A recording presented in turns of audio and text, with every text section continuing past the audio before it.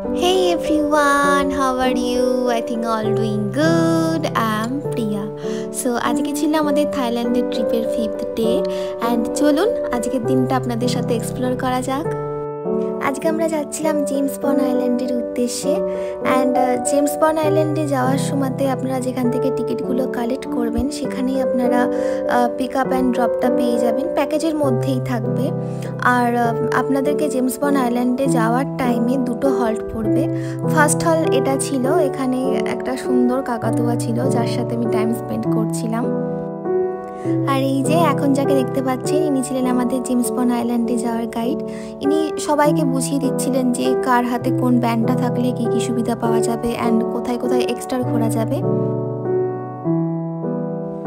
চলুন আমরা গাড়িতে উঠে পড়েছি আমাদের জেমস বন্ড আইল্যান্ডে যাওয়ার জন্য। আপনারা আই গেস অনেকেই লক্ষ্য করেছেন যে আমার ভিডিওটা চ্যানেলে অনেকদিন পরেই পোস্ট করা হচ্ছে অ্যান্ড জাস্ট বিকজ আমার শারীরিক কিছু অসুবিধা ছিল, শরীর খারাপ ছিল, তো তার জন্য পোস্ট করা হয়েছিল না। And now I am totally fine. এবার থেকে ভিডিও কন্টিনিউ আসবে, আই হোপ আপনারা পাশে থাকবেন।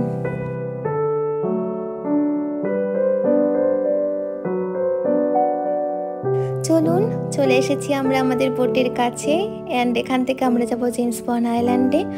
এখানে আমাদের গার্ডেরা আমাদেরকে বুঝিয়ে দিচ্ছিল যে কোন কোন জায়গায় আমাদেরকে নিয়ে যাওয়া হবে অ্যান্ড আজকে কী কী অ্যাক্টিভিটি হবে, তো সেগুলো সমস্ত কিছুই শেয়ার করেছি আপনাদের সাথে, আপনারা দেখতে পারবেন আমার ভিডিওতে। জেমস বন্ড যাওয়ার জন্য আমরা ক্লুক থেকেই টিকিটটা কেটেছিলাম অ্যান্ড আমাদের পড়েছিল 3200 ভাট। 3200 ভাট মানে মনে করুন ইন্ডিয়ান রুপিসে ওই 8000 টাকা মতো। জেমস বন্ডের বিখ্যাত movie man with the golden গান, এই মুভিটার শুটিংটা যেহেতু এই আইল্যান্ডে করা হয়েছিল তো তার জন্যে এই আইল্যান্ডটার নাম দেওয়া হয়েছিল জেমস বন্ড আইল্যান্ড। এখানে আশেপাশে যে জঙ্গলগুলো দেখতে পাচ্ছেন এগুলো ছিল ম্যানগ্রোভ জঙ্গল। জেমস বন্ড আইল্যান্ডের প্যাকেজে আপনারা মোটামুটি ওই 6টা থেকে 7টা জায়গায় ঘুরতে পারবেন। ফার্স্টে আমাদেরকে নিয়ে যাওয়া হয়েছিল লট কেভে অ্যান্ড সেখানে গিয়ে আমরা কায়াকে করে বোটিং করেছিলাম। কায়াক হচ্ছে একটা স্মল বোটিং, যেটা আপনারা একটু পরেই দেখতে পারবেন আমার ভিডিওতে। চলে এসেছি আমরা আমাদের ফার্স্ট ডেস্টিনেশন লট কেভে অ্যান্ড এখানে আমরা বোটিং করব, কিছুটা টাইম স্পেন্ড করব, দেন আমরা পৌঁছে যাব আমাদের নেক্সট ডেস্টিনেশন জেমস বন্ড আইল্যান্ডে। এখানকার চারিদিকের দৃশ্যটা অপূর্ব সুন্দর। আর এই যে নাকে দেখতে পাচ্ছেন ইনি ছিলেন একজন ইউটিউবার, ভীষণ ভালো মানুষ ছিলেন অ্যান্ড ইনি রাশিয়া থেকে এসেছিলেন, ভালো বন্ড হয়ে গেছিলো আমাদের সাথে। এখানে যিনি বোট চালাচ্ছিলেন তিনি আমাদেরকে জিজ্ঞেস করছিলেন যে আমরা কোথা থেকে এসেছি, তো আমরা যখন বললাম ইন্ডিয়া থেকে তো উনি ওই কমন ডায়লগটাই দিলেন যে নামাস্তে অ্যান্ড সালমান খান শাহরুখ খানের কথা বলছিল।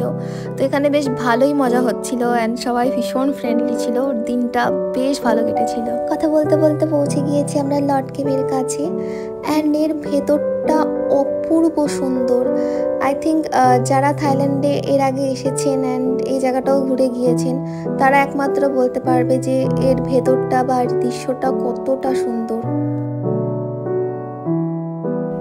এই সমস্ত আশ্চর্যজনক জায়গা দেখলে যেন মনে হয় আমাদের সৃষ্টিকর্তা কতটা সুন্দরভাবে আমাদের পৃথিবীটাকে করে তুলেছে।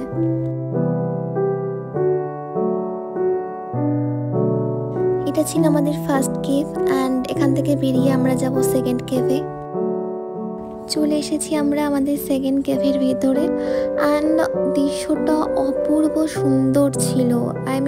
আই ডোন্ট নো যে আমি কতটা ক্যাপচার করতে পারছি, বাট সামনাসামনি যদি কেউ আপনারা দেখেন তো তার মাধুর্যটাই সত্যি আলাদা।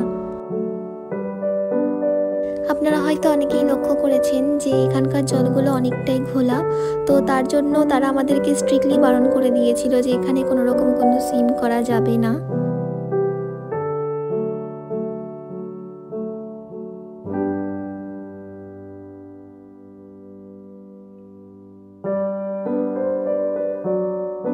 বেরিয়ে পড়েছি আমরা আমাদের সেকেন্ড ডেস্টিনেশন জেমস বন্ড আইল্যান্ডে যাওয়ার জন্য। জেমস জেমস বন্ড আইল্যান্ডে যাওয়ার টাইমে আপনারা অনেক আইল্যান্ড দেখতে পাবেন যেগুলো অসম্ভব সুন্দর। অ্যান্ড ওই যে দূরে দেখতে পাচ্ছেন আইল্যান্ডটা, ওটাই হচ্ছে জেমস বন্ড আইল্যান্ড। চলুন যাওয়া যাক সেখানে। চলে এসেছি আমরা জেমস বন্ড আইল্যান্ডে। অ্যান্ড আমাদের গার্ডেরা আমাদেরকে বোঝাচ্ছিল যে জেমস বন্ড আইল্যান্ডটা কীভাবে করে উঠেছে। আর ওই যে দূরে দেখতে পাচ্ছেন নেম প্লেটগুলো বসানো, ওগুলো ছিল থাইল্যান্ডের রাজাদের নেম প্লেট। রাজা, তার ছেলে তারা সবাই এখানে এসে তাদের নেম প্লেটগুলো এখানে লিখে রেখে দিয়েছে।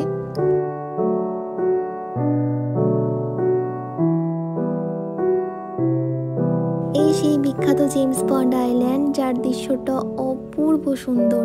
আর ওই যে দূরে দেখতে পাচ্ছেন গার্ড আমাদেরকে ডাকছিল তার কাছে, তিনি আমাদেরকে বুঝিয়ে দিচ্ছিল যে এখানে কোন কোন জায়গা ঘোরার মতো আছে অ্যান্ড কী কী অ্যাক্টিভিটি এখানে করা হবে।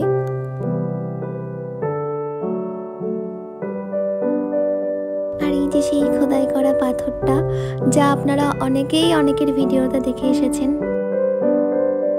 আমরা এখানে কিছু ভিডিও শ্যুটও করে নিয়েছিলাম। জেমস বন্ড আইল্যান্ডেও অনেক কেভ ছিল, বাট এই কেভগুলো অনেকটাই রিস্কি ছিল। আপনারা হয়তো আমার ভিডিওতে একটু পরেই লক্ষ্য করবেন যে দুটো কাপল এই কেভে এসেছিল অ্যান্ড সেখানে মেয়েটির মাথাতে অনেক জোরে আঘাত হয়েছিল এই কেভের মধ্যে।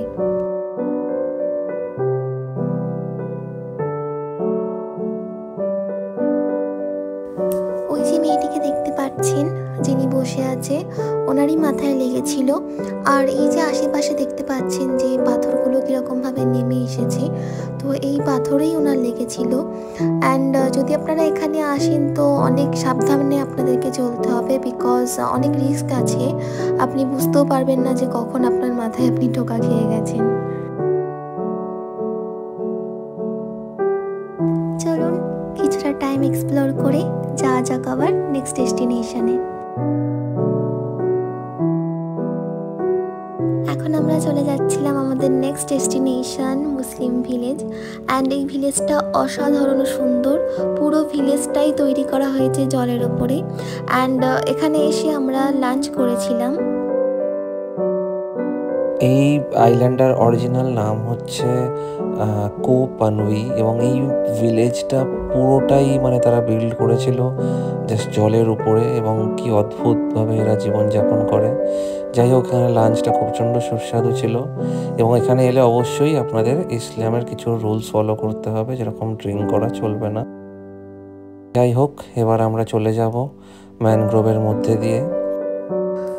আপনারা সুন্দরবনের ম্যানগ্রোভ দেখেছেন, এটা কিছুটা সিমিলারই। দেখবেন চারিদিকে সুন্দরী, গরান, এরকম ধরনের গাছ হয়ে রয়েছে, এবং হয়তো এখানে রয়্যাল বেঙ্গল টাইগারটা নেই।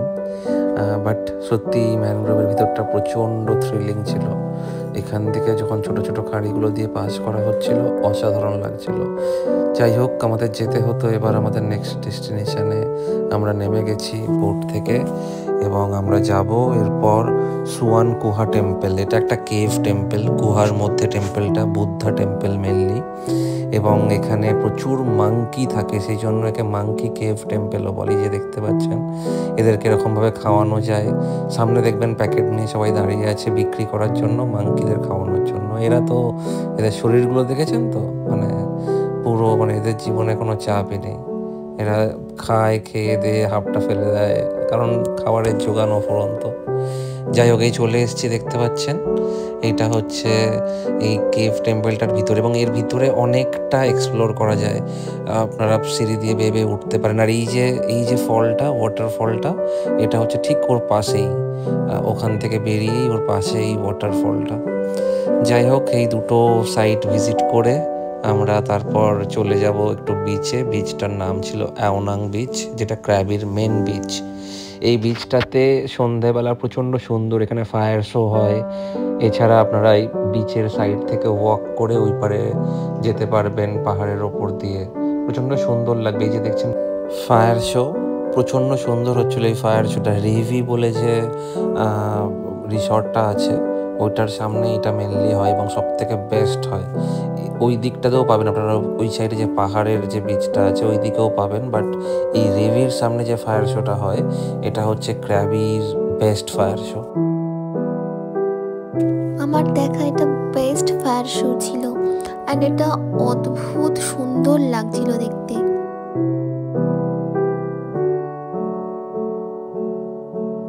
ফায়ার শোটা দেখে আমরা চলে গিয়েছিলাম অ্যাওনাং ব্রিজের মার্কেটে, অ্যান্ড এখানে এসে আমরা কিছু শপিং করে নিয়েছিলাম। দেন আমরা চলে গিয়েছিলাম আমাদের হোটেলের উদ্দেশ্যে। আর আজকের ভিডিওটা যদি আপনাদের ভালো লেগে থাকে তাহলে অবশ্যই লাইক, কমেন্ট অ্যান্ড সাবস্ক্রাইব করে দেবেন। Thank you.